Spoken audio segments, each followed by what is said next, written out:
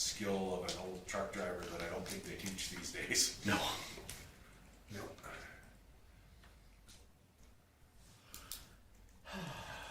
There's a lot of things they don't teach these days because it would be, He was one, you guys probably had seen his truck, he used to drive a teal Peterbilt that had a sign on the front that said truck naked. And he would drive without a shirt on. And he said it is amazing how many times crossing the border that the guys wouldn't climb up and look at him because he didn't have a shirt on. But he drove in bare feet. Yeah. And it, like the inside of his truck was like his house, and so you Best fuel economy that you could ever get was driving with bare feet. take your shoes off when you come in my house, and Les McIntyre drives that. yeah. Well, it's 7 o'clock, we now call the meeting to order. Any additions to the agenda? Hearing none, somebody wish to move them? Dwayne? pretty fast. Any discussion on Dwayne's motion? Hearing none, all question in favor? Opposed? Seeing none, it's carried. So, council meeting of July 27th. Any errors, omissions, questions? I'll move them as presented. Okay, Judy moves them. Any discussion on Judy's motion? Hearing none, I'll call the question in favor. Opposed? Hearing none, seeing none, carried. Okay, moving on to correspondence. There's Police Review Commission, the PRC Quarterly Report for 2026, April, May, and June. Any questions on that one?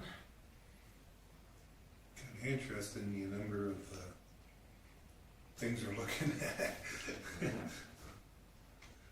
Yeah, it's a good document. It is. And again, it's like every document we get, sometimes it has a bit of a slant to it, but Yeah. But anyway, it's at least we get them. So Yep. if there's no questions on that one, we can move on to the next one, which is Counseling Alberta Proclamation Request Letter. I look back and we hadn't done this before, so this would be a new one if council's interested in doing it. If not, you can receive it for information. Okay, so anybody have any strong desires to do anything with it right at the moment, or? Okay, if not, we'll move on to ORS Summer 2026 Urban Forest. This is Ryan's baby.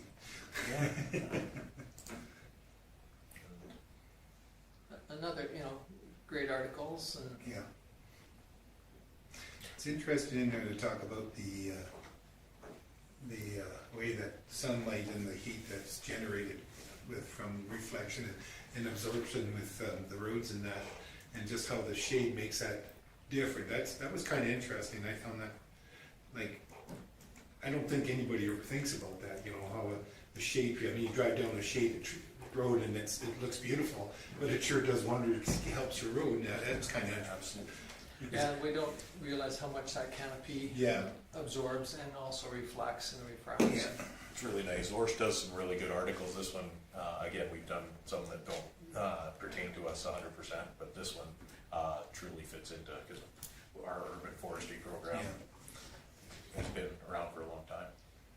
Mr. Mayor, Go ahead, sir.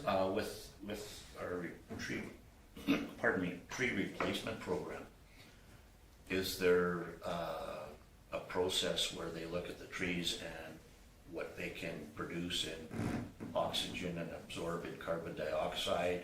Like, is it a broadleaf type of plant, or have they worked with something along this lines to? Yeah, so to that, where we used to put in poplars, things like that, Yeah. because of fast growth, we've actually gone back to ornamentals because of the amount of leaf they have, the amount of fill, those sort of things. So, and in Stu's program that he's changed since when I was doing it, he's actually got to a point now where we do the hazard assessment, and he is basically splitting his funds to do half of it does removal, and now the other half is doing replacement. So, and we mostly on the ornamental. But are there, I guess my question is, what is the best benefit on replanting a tree in helping stop global warming, where they're absorbing the carbon dioxide and producing large amounts of oxygen, yet they're not draining the soil of large amounts of moisture and that kind of thing. Is that being looked at, or should it be something that we marry up with a university? Yeah, and I can ask that question. I do know that Corthius does do some of that consideration, and he works with Stu on recommendations for, but I'm not 100% sure if they are looking at the climate benefits from what they're putting in. No, it's, So we can definitely ask, it's for sure. probably a question that Yeah. should be asked and should be considered, because, And I think that might be one advantage of going with somebody that's an arborist Yes. compared to somebody that's just a chainsaw, tree trimmer, you know, type thing. Yep. And not to knock the tree trimmers, because a lot of them have a lot of smarts that direction, but an arborist, I would assume, would have a better relationship with what's The environmental side. on, well, maybe not in the exact how much energy they, or the carbon dioxide side compared to the, but on the other hand, you know, what grows right in Yes. arid land or.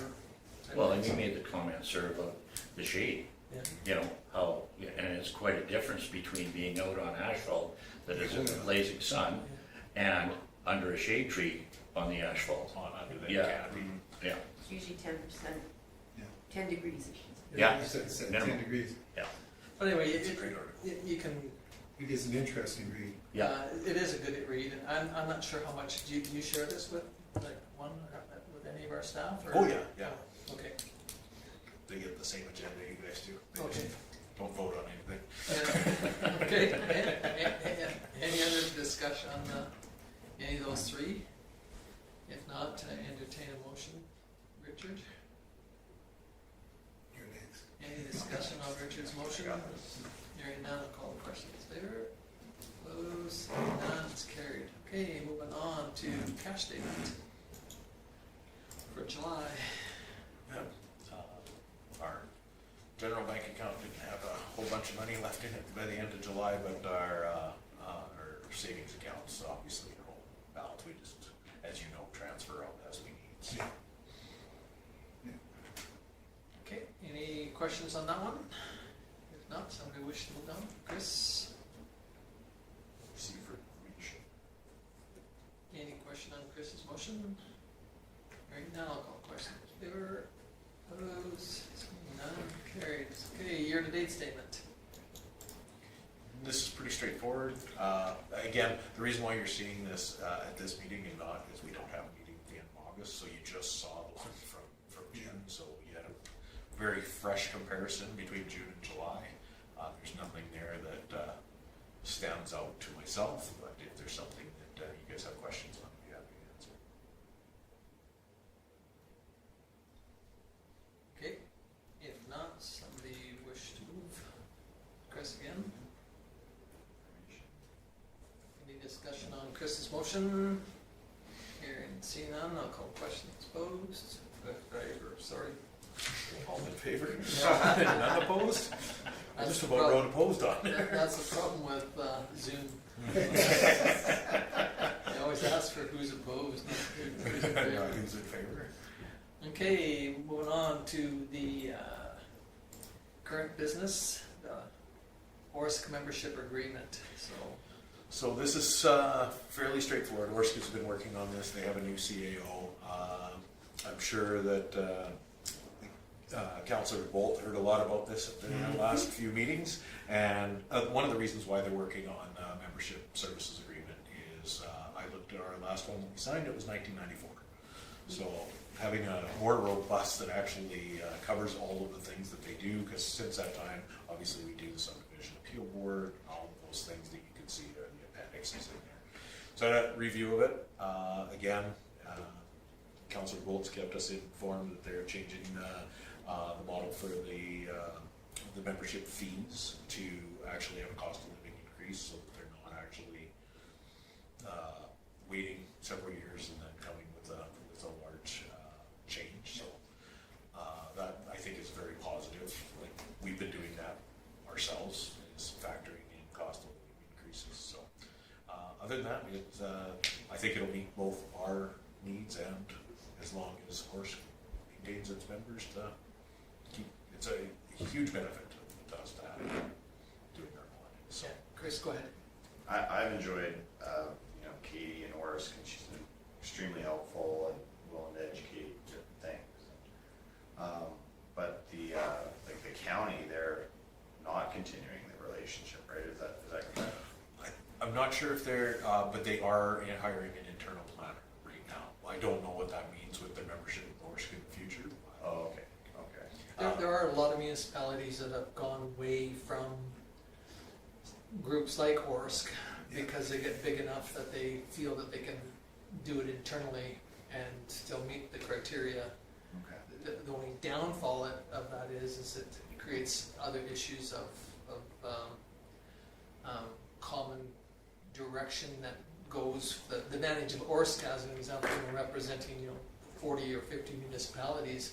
If one has something that comes up, the rest of them kind of find out about it right away. Whereas when you start doing your independent work, then all of a sudden you kind of get built into that little silo type of, this is Tom Grant's opinion, a silo philosophy where you think you can do your own thing, and then when something goes south, then all of a sudden you're in deep trouble. One of the best examples for that for us was when the province deregulated marijuana. Locally, we didn't think it was a big issue, and it was Orsk that said, you need to get every land use bylaw up to date on this because it's coming. We all thought, not here. And sure enough, we did our land use bylaw, and within a year we had applications, so we were prepared. So that's that benefit of And having that group. Yeah. is- CCANs and solar and Encroachments. encroachments agreements and all these other things that come, with them. And, and that's what MPC deals with a lot, is the CCANs and the, solar. We realize that there is ways around still keeping a finger on that tab, but yet allowing your people to do more work. And it came about because of other municipalities that have had that same issues. I also like the consistency, because if they quit, then we gotta get back online with somebody else. So I think having the people that we know and trust, that you know they're gonna be there. But yet, it is a very common thing. You hear about it all over. Lots of groups. I brought up at a different meeting that I think, South Grove, I think, is going to be the next one that's going to come. I mean, we saw it with the Badlands. I think, Julie, you were involved, and maybe Yes. Dwayne was involved a little bit when we Yep. had the Badlands Yes. organization, and they did wonderful work for our municipalities. And all of a sudden, a couple of them pull, and then your finances get to the point where you can't afford to stay alive. And again, like I had said at the one meeting too, is that a good agreement usually talks about the prenup, and that's what, in this one here is they've really talked about how to get How out. we get out. And it really is important, not to say that, that should be but again, quite often you're in that honeymoon phase and you think everything is perfect, and you don't think about if something goes south or something goes bad, how you get out. And they have addressed that in this draft proposal, which I do appreciate. I'm not saying that it's something a person should, put a lot of highlight on one hand, but on the other hand, it is really important, because now all of a sudden when an organization needs to disband or do something with it, when you don't have those in there that are tight, then it really leaves the rest of them holding the bag for a period of time. I think Tracy's very astute, and when she writes her agreements, I think she dots her i's, crosses her t's very well. One thing about Orsk is, I've noticed over the years, is how they bring along planners out of school, get them going, put them with a person like Katie, say for example, and she's there training whatever, and they grow some very competent young planners. So, and with that youth comes some different ideas, and that kind of expands a building that looks like this to, Yeah. Cool. Well, and even the little bit of experience I have being on the appeal board with them, I don't know how municipalities would function without them kind of monitoring it and kind of educating, people that sit on the board and whatnot, and how to combat some of these appeals. I think it probably saves a lot of money in court settlements and things like that. So. yeah. you have a question or comment? No, just the benefits of it. To Richard's point about the young planners, we also have the benefit of Gavin, Yeah, who was our planner before Katie. yeah, And he's been as long as I've been here, so he's got 30, Yeah. 30 years experience giving reference to all of our planning documents. Yeah. Gavin's had his finger on every one of them that have come through, from our intermunicipal development plan to our development plans. Like, that's the real benefit of being small enough that we couldn't do that. It would be arm and leg with grant funding trying to get these documents done, where even the smaller, like the villages and that, they have the consistency and they're able to adjust their land use bylaws the same as ours, or there's a lot of consistency that comes with being members of CORE. So that's why when they brought the agreement, I went back and looked at the other one, updates it completely. So my recommendation is that. Well, I guess would like to make the recommendation that council approves the town of Vulcan enter into a new membership service agreement with the Old Man River Regional Service Commission and direct CAO and mayor to execute the agreement on behalf of the town. Okay, any discussion on Cole's motion? Hearing none, I'll call the question in favor. Opposed, seeing none, it's carried unanimously. Great, thank you. We'll move on to the wind mitigation proposal for the multi-sports cars. So everybody had a chance to read the report. The pickleball club, some days in there, apparently through that court, wind can affect that lightweight ball that they have. Of course, we know that wind isn't going to go away, so they're looking for something to do differently. They volunteered to buy some screens to put down, and they will be zip tied through grommets to the fence. As you can see by the report, we sent it off to our engineers that actually put the fence up and inspect it, and they didn't have an issue with it. So concern from the public works side is if they put it up, is this going to be ours to take care of till the end of time? So that's why the motion being that they take them and put them up down annually and in coordination with public works, so they're not covering a gate or something like that. Yeah, I think that's a good point that potentially should probably be moved in the winter time, but unfortunately, even though we write it into here, we will be responsible like all the other assets that we have in the community that are built by other groups and participated by other groups, that it sooner or later becomes ours anyway. So it's a good thing you looked into making sure that it's not going to They're responsible for it. hinder our structures that's there. So, but anyway, it's quite self-explanatory. It's no cost to us right at the moment. Judy. I'll make the recommendation that council approves the Vulcan Pickleball Club's request to install lightweight wind screens at the Memorial Park Sports Courts, and that the club be responsible for the annual installation and removal of the screens in coordination with Public Works. Great, thank you. Any questions on Judy's motion? Hearing none, I'll call the question in favor.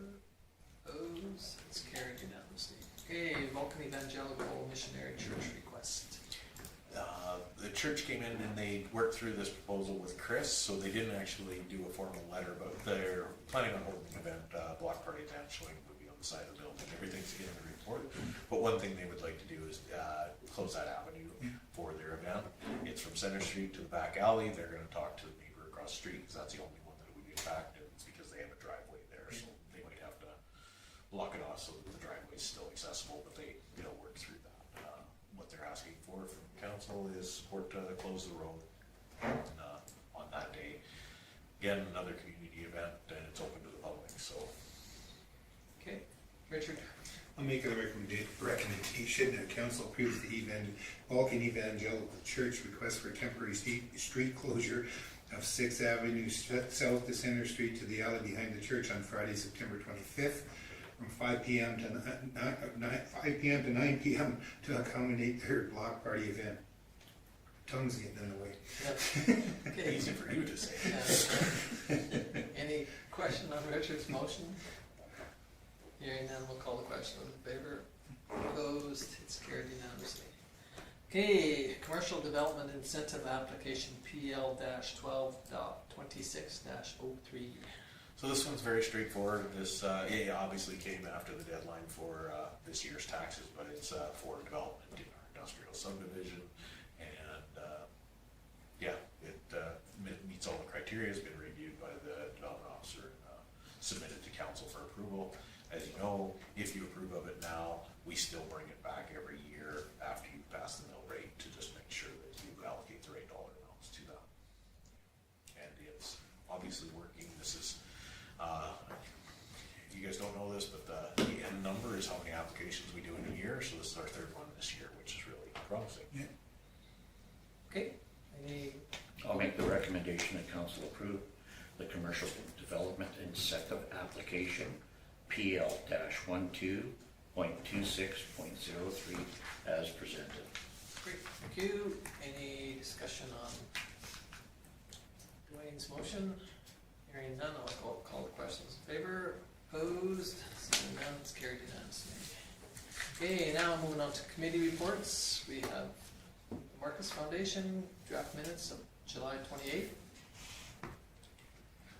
Of note, I do want to note that the Marcus Foundation always sends us up their finalized minutes as well, but we've already reviewed the drafts. So this one, we actually received the one formal, but I didn't put them on the agenda because you've already reviewed the draft.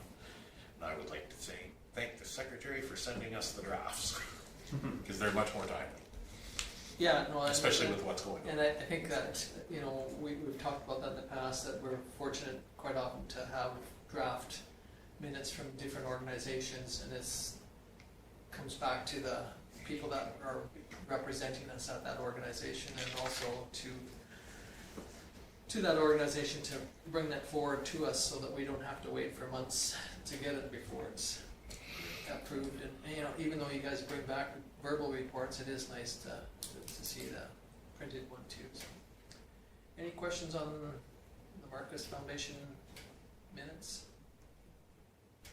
Okay, if not, we'll move on to the Intermunicipal Development Plan Committee. Again, I checked with the county and they were happy to provide this in draft because there is so much conversation around this piece. So they were happy to supply the draft. And of course, we have to have another meeting to approve the last minutes, and that may be a while. Okay, any questions on either one of those two documents? Not, I would entertain a motion. Wayne, or, sorry, What kind of look was well, I looked at Dwayne. I got prettier hair. it? You do. Richard moved this, sorry. I was looking at Dwayne and I saw Richard's hand in the air. So. Anyway, Richard moved this one. Any discussion on Richard's motion? Hearing none, we'll call the question. Those in favor? Opposed? Hearing none, it's carried Richard unanimously. moves it, and for the minutes, Dwayne has better hair. Yeah. And I like that recorded, You, please. you do know that we're allowed to make comments in the minutes now, right? No, we're not gonna mention Tom. Moving on to Councilor Sanderson. On July 28th, I had the Marcus Foundation meeting as per what you saw on the agenda there. On July 30th, we had the building team of Callie, Lori, and Judy. And M3 had Harmon and Brianne, and there's a new one there, Sophie, I can't remember, I don't think she's on there. And it was a lawyer meeting with Marco Morelli and Brian Kwan. That's the county's lawyers that we're using for Marcus Foundation. Brian has worked with Shandles on a few projects, and he knows a lot of their head guys in Edmonton, which is where their head office is, and he advised that Shandles is a very reputable contractor, and he has full faith in them. However, lawyers want to ensure that proper risk is assigned and ensure Marcus Foundation is protected. So the risk allocation on Shandle's contract right now is at 50% cap, and we require 100%. And Brian said this is not out of the ordinary to request the 100% cap, so just to protect us. After Marcus Foundation takes over the building, Shandles has 1 year warranty on the workmanship, and we are going for a 2-year warranty. There is 5 to 10 years depending on boilers and roof and other things that are on warranty. So Marcus Foundation would have to deal with these suppliers after Shambles is gone. And so therefore, it's important that we do a full review on the property after 1 year. We'll probably do it, if that 2 years, we'll do it after the 2 years. Make sure that Shambles satisfied with everything in there. I've got a frog. CMHC requirement that there is a 50% builder's lien, assuring company will make sure that the build gets done if for some reason Shambles leaves the project. Next steps, Brian Kwan's going to clean up the contract and send it to M3, and then our lawyers will now deal with Shambles lawyers, so that should be signed here pretty quickly. So that's good news. August 5th, we had a design meeting at 9 o'clock. That's when this Sophie girl from M3, she's part of their staff now, and she's getting our minutes a lot quicker. I sent them to you and Tom. So that's a lot quicker than what we normally get them, so I think that's a great thing that we used to have 3 when we first started with M3. Flooring will tender on Friday, so that probably was the last Friday here. Samples coming immediately with pricing, and this goes to JMAA. The fireplace covering was selected by the building committee, and Shambles is to finalize the cost of wiring in the electronics for the fobs. This is my personal opinion, I think it's too pricey, and we're trying to cut a lot of money back, and $300,000 so people can have fobs. It's just my own personal thing, but that's a lot of money that we could use. I would rather have Harding on the outside of the building than vinyl. So that's my personal. Tom gave his, I'm giving mine. So, and Bill was to finalize all his parts for the drawings. We need to finalize the exterior cameras, needed, wanted. JMAA said that usually they only have cameras at the front door. Gloria would like to see cameras at all the exits, and also for the loading dock.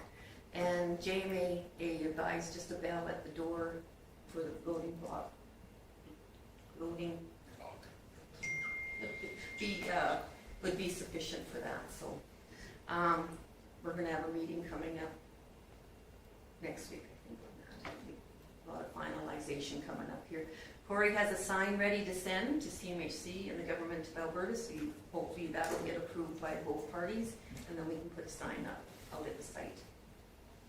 Drawings for the building permit require stamping all documents to Corey, and then Corey sends to the town for approval. I know Kelly signed off with them, so I don't know if you guys got them yet, but everything's back at Corey right now, so those will be coming in soon. Shambles is to complete their financial accounting calendar. Noted that there's a savings on the generator because we don't need as large as one as we initially thought, because they thought they were going to have some different, like with the self-contained, that they were going to put them on a different draw, but they're not now, so we don't need as big a generator. Electricity has come down and hoping for further declining costs. Switching the millwork in closets to wire shelving, that'd be a $200,000 savings, so we're nitpicking everything to death trying to save money. Framing might be able to come down with the updated design. There's no more patios on the self-contained units, and most of the building will come in prefab, so it'll be a lot quicker build going up here because it'll all be done off-site. And IFTs, issues for tender, are closing on August 20th, and then the numbers become set numbers, and then we can reassess the budget again at that time.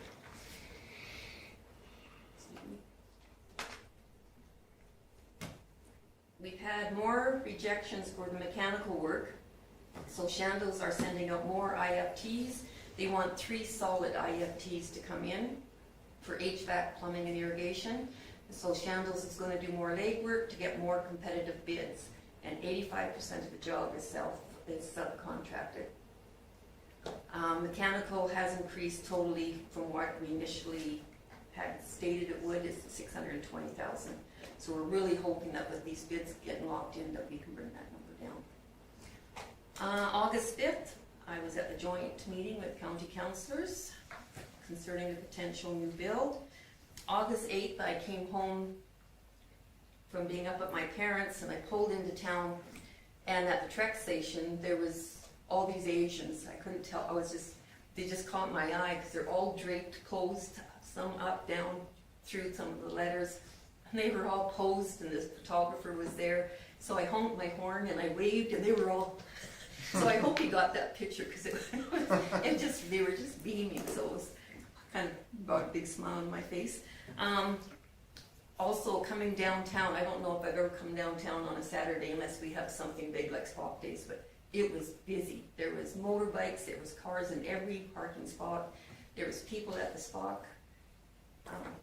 with his head and hands there, and it just was, and the pool was full, and it just gave me a warm feeling to come into town and see all that activity this past weekend. So, and then tomorrow we have our MPC meeting. That's the end of mine.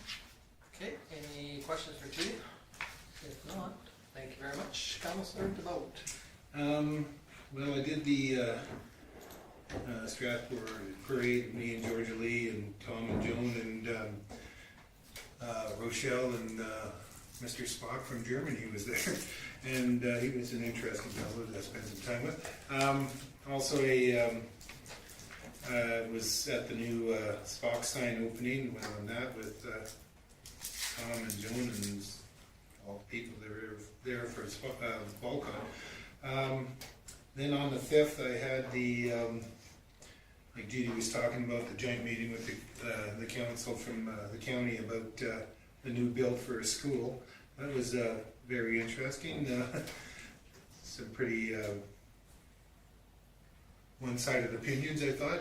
Maybe the right one, for sure. But we'll see how it all works out. Early days yet. So had one fella asking me about the speed on the highway again, and I said it was talked about. So we had a conversation about that, and so another person mentioned about how the town, how clean the town is, and one of the stars from Volcon, I jumped in Chris's truck. He was hauling 3 of them, and the one fellow, I said, where are you from? And I think he said Indiana originally, but he says, I've lived in LA for 30 years. And I said, that's a big city. He said, yeah, I'm really enjoying this. He said, I'm really enjoying that you can just drive and not wait for 100 cars, you know? So he said, it's nice to get out of that big city, but they seem to be enjoying it. They said they were really liking the town. So all in all, it was good. That was about it for me. Nothing too major, but that's it.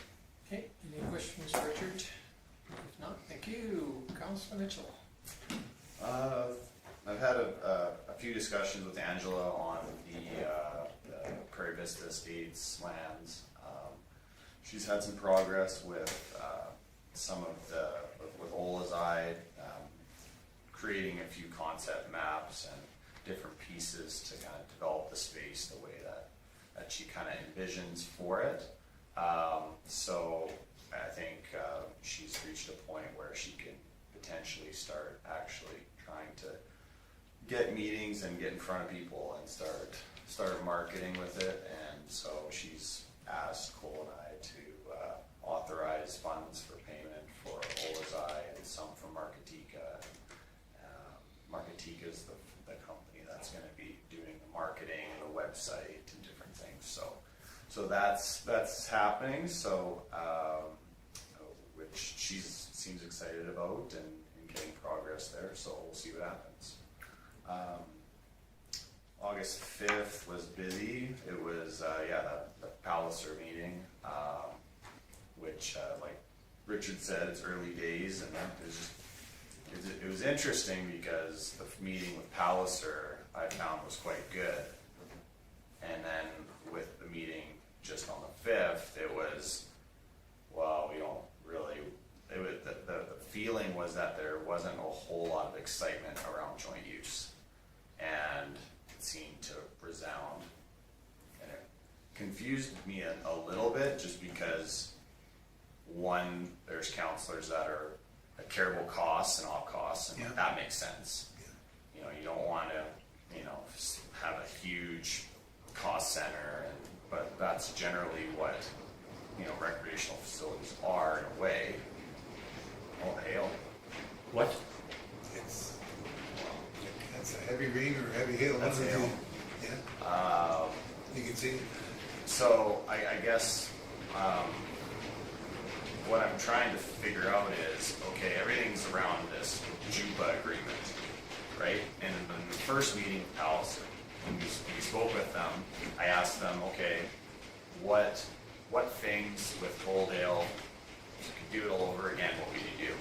And it was, everything was around this JUPA agreement and having it transparent out there beforehand, rather than kind of during the construction process.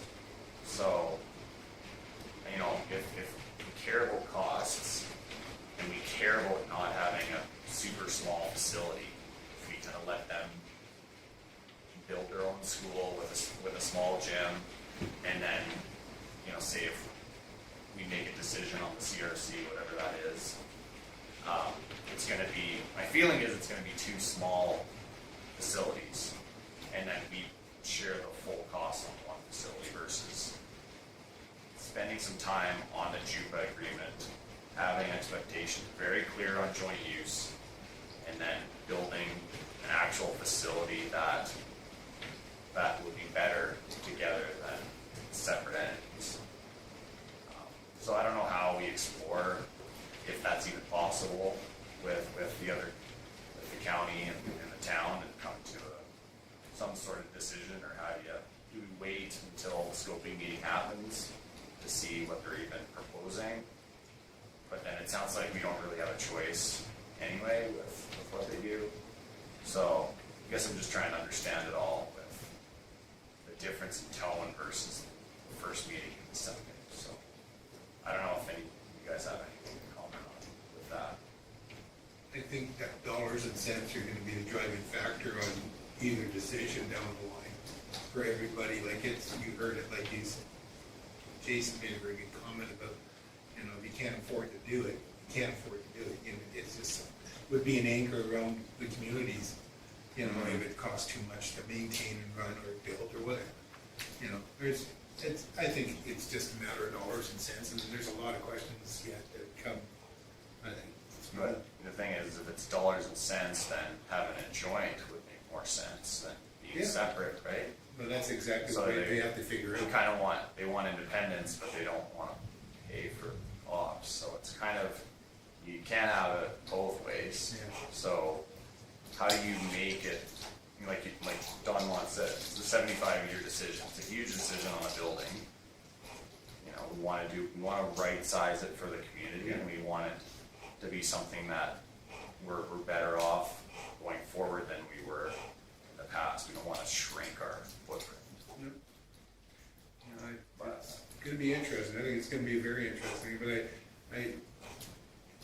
there's a lot to come yet, I think. Well, I know, Yeah. we're very early innings for Yeah. sure, so. I think, so yeah, it was good to get, just to, you know, listen and see what happens, but yeah, well, it's early, and Yeah. the scoping meetings happen third week of September. Second meeting was, the intermunicipal one, which I thought was a good working session. I think we're gonna have those conversations a lot, I feel like, in the next several years. It's a topic of discussion, with data centers and how you manage them when there's a proposal, and it's having, you know, establishing discretionary use and size and type and power usage and water and all those things. So I think it was really good, and yeah. But I just don't see those meetings kind of going away, and it's just, okay, how do we communicate it and standardize it in our community on what we want to see here, and we want it done the right way if it happens. So yeah, but other than that, that's really it for me. Okay, any questions for Chris? If not, thank you, Councillor Hill. I have no meetings. I've got nothing to update, unfortunately. I Okay. do apologize for missing the meeting on the 5th. I have too many calendars and got mixed up. My apologies. So. Okay, any questions for Dwayne? Hearing none, thank you, Councillor Dunham. I was at the Palliser meeting with the majority of us, I guess, and I really liked, the dialogue that happened that day. I think it was a good starting off point, but like Chris says, a lot of this is out of our hands at this point, what Palliser decides to do, and then I guess it'll be on us or possibly the next council to kind of make the best decisions for ratepayers in this community after that. But I also met with the county on August 5th, and kind of like Chris, I was a little surprised at some of the conversations and direction potentially that county would prefer to go, but it's so early, I guess it's a lot like Palliser, and we'll see what comes of it.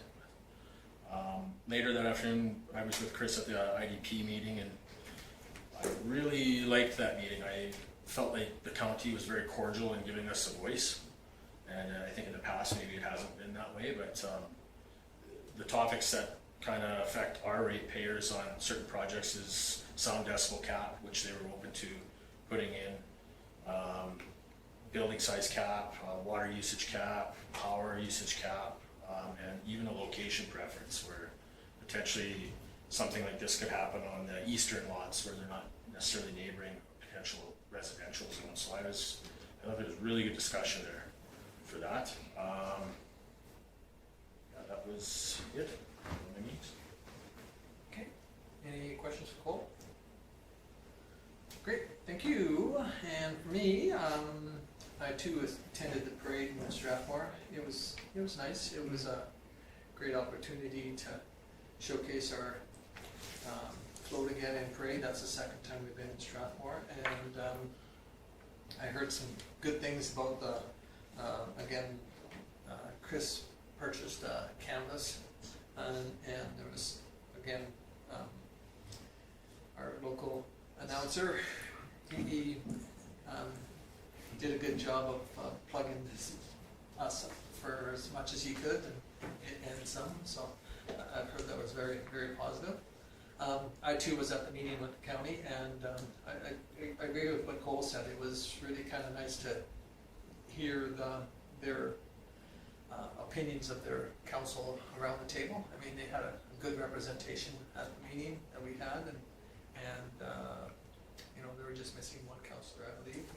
And so it was good to hear. And again, I think what Chris had said, you know, as we move forward, we definitely know that it's the new facility will be, if there is a new building, it'll be downsized. I mean, you know, and you know, whether it's downsized to a right size or whether it's downsized to whatever it happens to be is something we have no control over. But I think moving forward, you know, we need to kind of anticipate that if there is a chance that the CRC and the Body Works is saved, you know, what that would look like and how. So I think when we have that meeting with Stantec, we need to bring that. But being that there's a couple young councillors on three of them on our council here that, you know, have kids in this, will have kids in the system, you know, your input is important, because unfortunately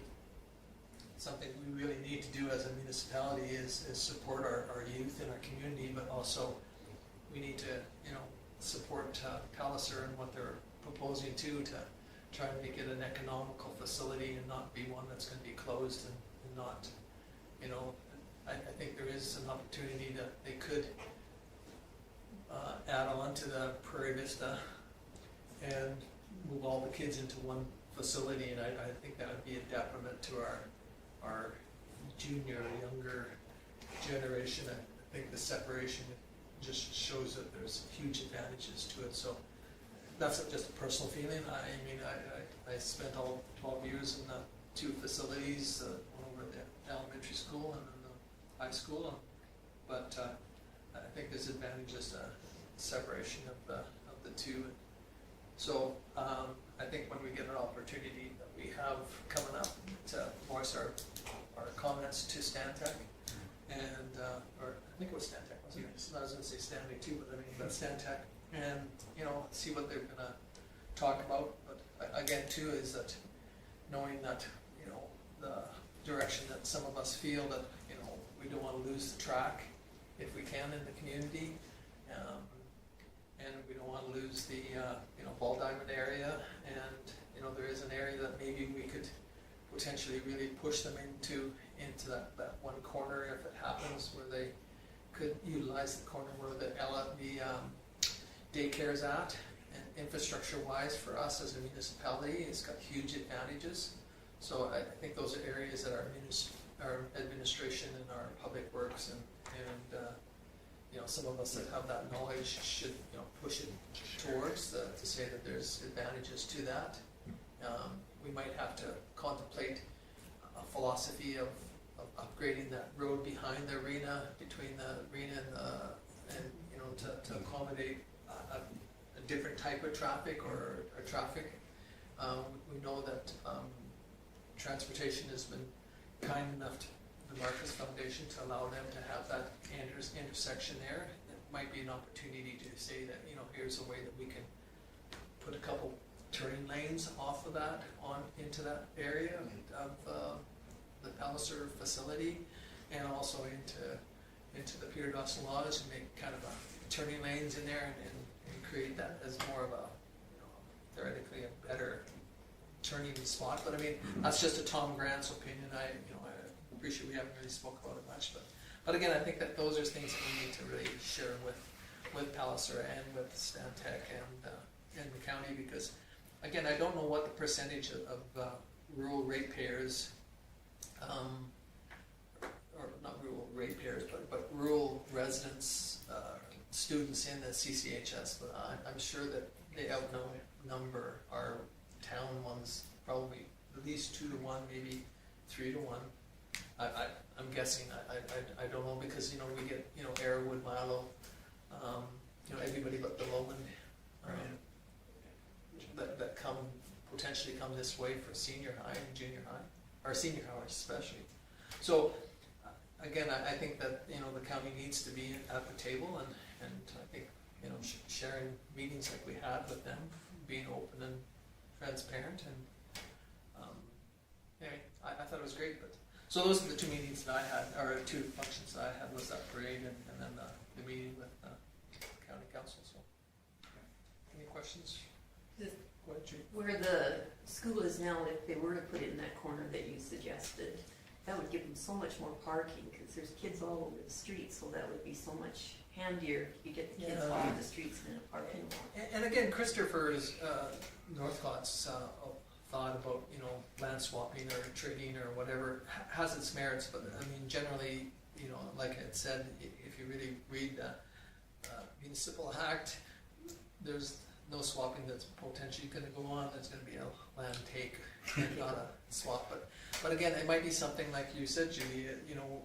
Depending on how that plan might go, where the CRC could be a standalone facility with Body Works, and even like, I'm not sure if it was mentioned by one of us or whether it was some of from the county, the daycare itself being built onto modular or moved into that area, and when the other facility, rest of the facility goes down, I mean, how you could create it into different areas. So I think it potentially could be a win-win for everybody, and again, I really think that the ratepayers of the Palliser School Division really need to do some soul searching, because I think unfortunately, they're going to be looking at, again, dollars and cents and square footage, and I think that the teachers and the kids in the system are going to realize a substantial change in facility. Sure, it's nice to have a beautiful sunlight coming through a window, but I tell you, there's advantages to having some space too. But and I think when you start seeing some of the areas that are going to be squished and cut, and anyway, but that's it for me. Go ahead, Cole. Well, to your point there, Tom, like, I went to high school there, and I'll be sad to see that building go if that's the direction they go. Like, it seems like a lot of waste, but they see it as a lot of wasted space right now, but I don't know. But then again, I came from a class that graduated, and this is small compared to, I look around some people that have graduated in the city, and we had 110 kids graduate. This year there was 35. Yeah. appreciate that 40 years ago.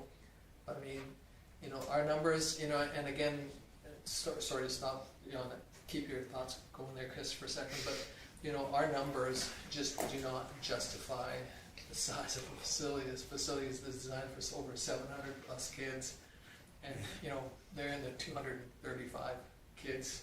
8%. You know, it's just not sustainable. So, I mean, I'd rather see them do a downside or a right sizing of the facility or a new facility than have them close it and not have anything.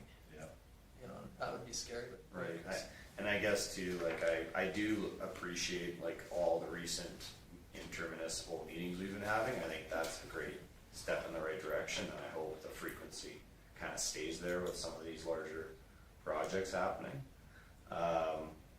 And one recommendation that I'd like to see is just, you know, kind of pre-booking a meeting sometime after the scoping, just to kind of set, hey, like, once that's over, like, let's have another discussion similar what we had now, and we'll have new information at that time and go, hey. And so I think having those, trying to have a regular frequency, I think is probably something that we should entertain at some point, but because that's what everyone's going to be thinking after that scoping is, okay, well, where are we going to go with this? And, you know, we've already kind of put our best foot forward, and we're having dialogue with all the counselors and putting our heads together and going, hey, like, what's best for the community? What should we do? And so I think that's great. yeah. The only thing, you know, if it wasn't for the town reaching out for a Palliser meeting, we wouldn't have had one. At a point, they're gonna say, this is what we're doing. Either if you want this, this, or this, write a check. And that's gonna be the question. And the meetings after that will be probably, you might choose a color, I don't know. Yeah. But you know, it's, at one point, they're gonna say, this is what we're doing. But again, I think that, you know, there's things that we as a council can do coming up and in support of the project totally, like as a, you know, physically say that we're in support of them right sizing or building a new facility compared to allowing them and the government to think and say, no, we're gonna just close the facility down and move the kids to somewhere else. I think have merit. So I think that we need to think of that, but I think Chris is right that, you know, our relationship with the county is important, and I think we need to, you know, keep it as open and dialogue as we can.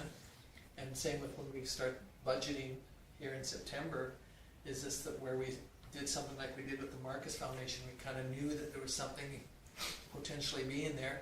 Is this a way of saying we should be earmarking funds, or at least spending more time and effort to move in support of another organization moving forward? So I think that's something that we need to keep that dialogue open. I think Chris is right that, you know, we need to keep that open as much as we can. So anyway, that's it for me. Okay, somebody wish to move the council reports? Judy moves. Thank you. Any discussion on Judy's motion? Hearing none, I'll call the question. Opposed? Seeing none, it's carried.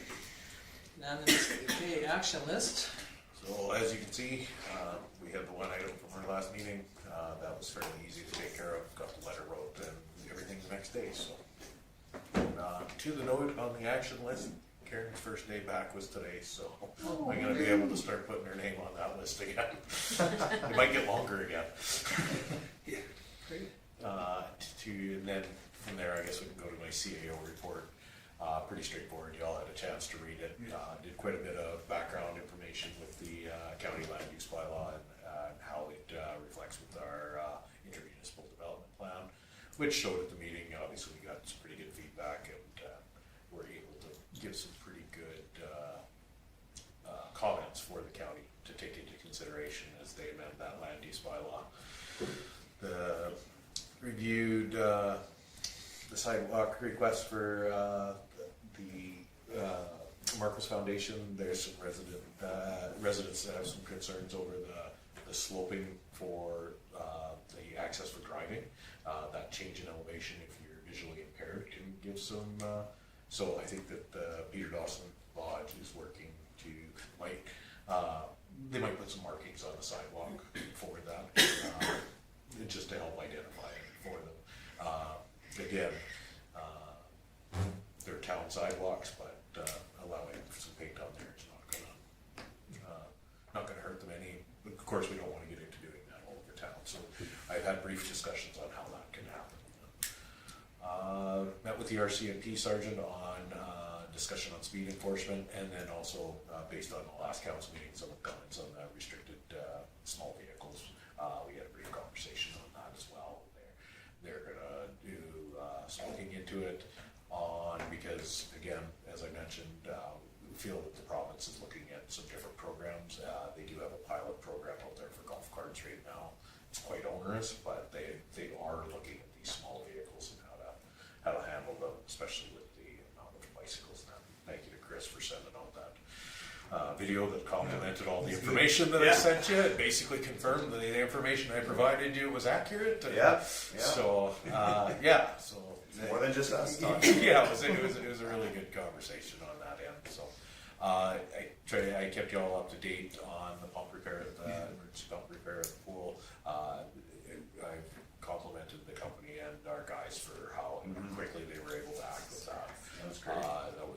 That was a big challenge for those guys. And a formal, if you guys do run into him, Brett Sharman showed up about 8 o'clock and actually helped the guys with the Zoom to get it in the building because the new pump, the new motor was bigger than the last one. So even the public helped with getting that fixed. So that was great. They were back up and running by 10 o'clock, and we only lost the one day. So and lost the chlorine pump yesterday. So, but that was a smaller scale, much smaller scale. So coordinated the meeting with the council for the modernization of the schools. Great discussion on that, and then also with the construction project, I've been keeping regular updates with SEMA Plus and Eastview on progress. They're currently about a week behind, but then they think it worked out great because as soon as they can get papers here is the 19th anyway. So hopefully everything will come together with that and put it back on schedule.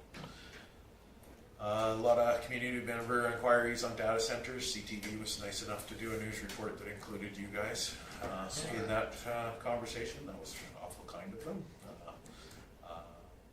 Brought more attention to our ratepayers about it, so that was good. I've been answering lots of questions. We've had some bylaw concerns, which Tony's been able to address.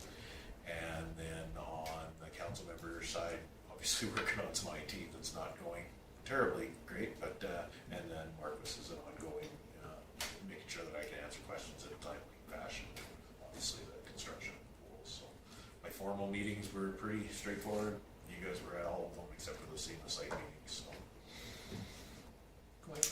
I like being on TV, but my phone blew up right after that. I had people, you guys have input into that? I'm like, no. Don't be mad at me.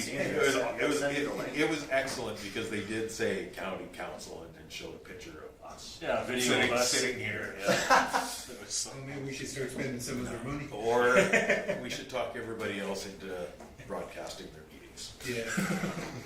That's where the footage came from. Yeah. Our council meetings.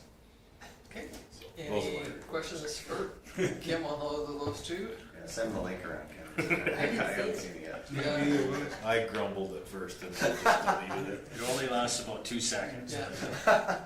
But I did get a comment about it too, and they said, holy mackerel, we didn't realize that you guys were county council now. Yeah. I Anyway, have a question. Are we starting to plan for convention? Yes, Karen's gonna phone you tomorrow. Okay, thank you. I just saw something online and I Yeah, thought, Yes. Karen will be calling tomorrow to confirm your attendance at That's the Karen. convention. okay. Anything else? Sorry, we're moving on to development. Anything on Rita's? Okay, Public Works.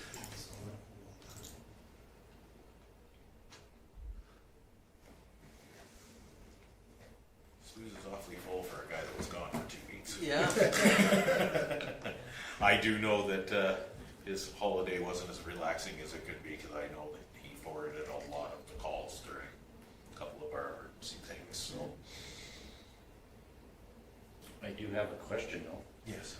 With regards to the street in front of Petro-Canada and Amy's Restaurant, is there any chance we could get some of those potholes Yeah. filled? Because they have been completely ignored and they are getting deeper and deeper every day. Yeah, Stu was actually putting together some prices to see if we could do it inside the street program, not this program, but inside of our avenue paving, to see if we could actually do an overlay on there. So that's one of the reasons. But for temporary, we need to fill some of those Yes. potholes because they are very large and they're only gonna get worse, and with the truck traffic and the motorhome and trailer traffic, that kind of thing. So if that could be, I will pass that. you know, temporary of something, that would be great. You bet. I'll pass Thank that you. along. Okay, anything else on stews?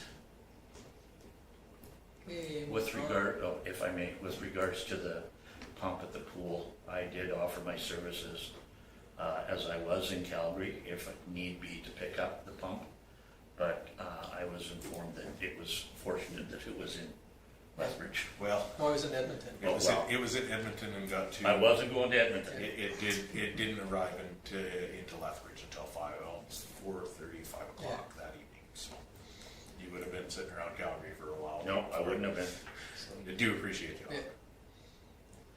Unfortunately, it was quite a weekend for Rob too, but a little bit on that too, as he left the door or the alarm off, so I went in and got the float and took it to Strathmore, and then I came back and I thought, well, I'll be kind enough to Put it Rob back in. put it back in. But somebody came along and turned the alarm on. So as soon as you open the door, It the starts alarm's squealing. And so I did phone Rob, and Rob saw me there right away, which he did. And so, I put the float away, we closed the door, and then RCMP showed up. So they do Respond. respond to the notification. So he took Rob's information down. He didn't take mine down. Oh, you did? Because No, Rob told him you weren't supposed to be there. but I felt so bad for Rob because here Just got into. I just thought I could help him out, and but I created more work for him. But I appreciated it. He was still stressed out, figured out how they were gonna get that pump in. But anyway, so it was quite a weekend for him. But okay, moving on. I'll just say, I had a complaint about how could they let the pool go down on a long weekend? I said, they didn't plan on it. And so I made sure, and I saw the guys going back home. They didn't get home, they were going back to the shop. It was after 9. It was 10:30. So they were, maybe he was going for more parts, but so I made sure I got, and then he sent that out, so I made sure this person knew. Yeah. Our guys worked overtime to Yeah. get that pool up. And I think that's another So one kudos that to them. I really appreciate of our administration, and like the water line break or the break up in Birch and this and that goes on, and I think it's nice that we do, even though we don't have a lot with it, but at least we know. So when somebody hits you up and they say, well, geez, what's going on over there, you can kind of answer some of the questions, and I think Judy's right. We never plan for an outage, an emergency like that, and but they do happen. So our guys are good enough to. Matter of fact, we had one employee on Public Works that wasn't even working that day that came in to help, and he was one of the ones that went to Lethbridge and then stayed to make sure that it was up and running. And so they put in a lot of hours that people don't realize. His wife wasn't as keen in the morning when they were supposed to be camping, but I'm sure. they did get off. But anyway, Judy's right. It is muchly appreciated what they do for us.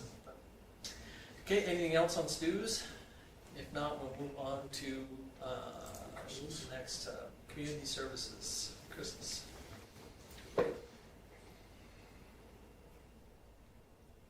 And again, I think this is great that we see the numbers for in-town kids and out-of-town kids on some of these camps, and we can see that the numbers are definitely there for both. And it's kinda nice to see how that number looks.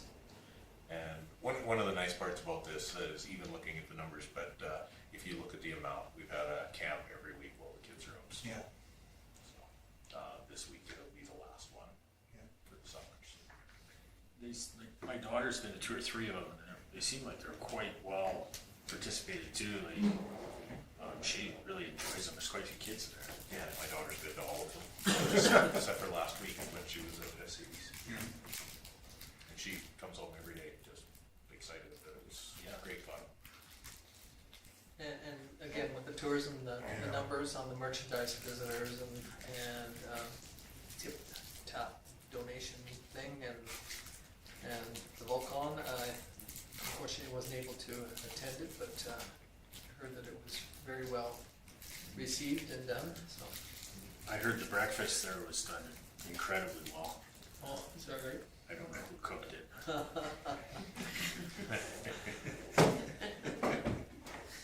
It was well done, or? It was the best breakfast ever. Oh, That's what I heard. okay. Excellent. Okay, anything else on Chris's? Okay, we'll move on to bylaw.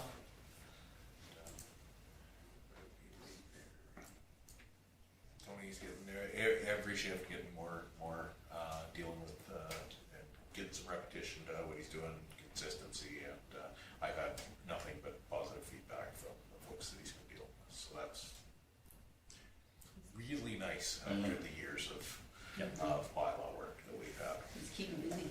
Yeah, and I notice he seems to be a little more,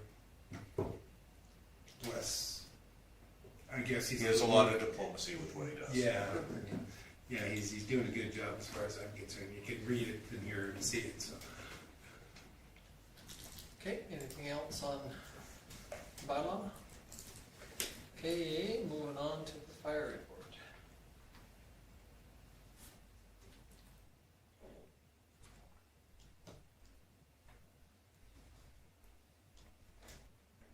Okay, any questions on any of our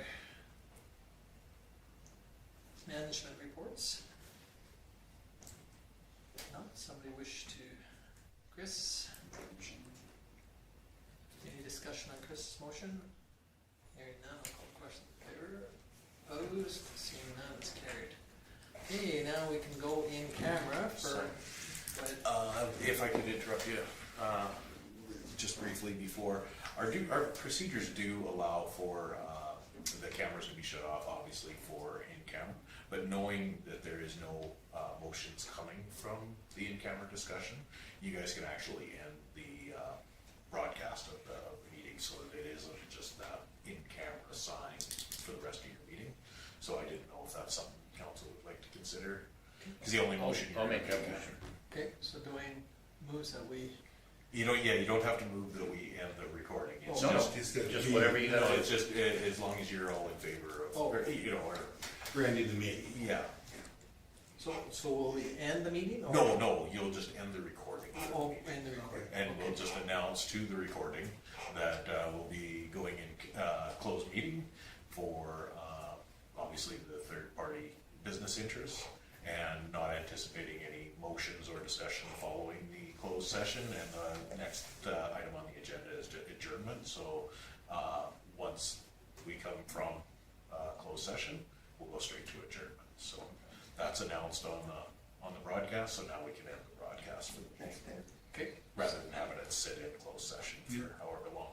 okay, is that agreeable? You don't need a We motion. we don't on need that. most, just a, So what I'll do is I'll just go in and end the broadcast right now. And then we can go to closed session. okay, so we need a motion to go in closed I'll session. go to closed session at 8:08. Judy at 8:08.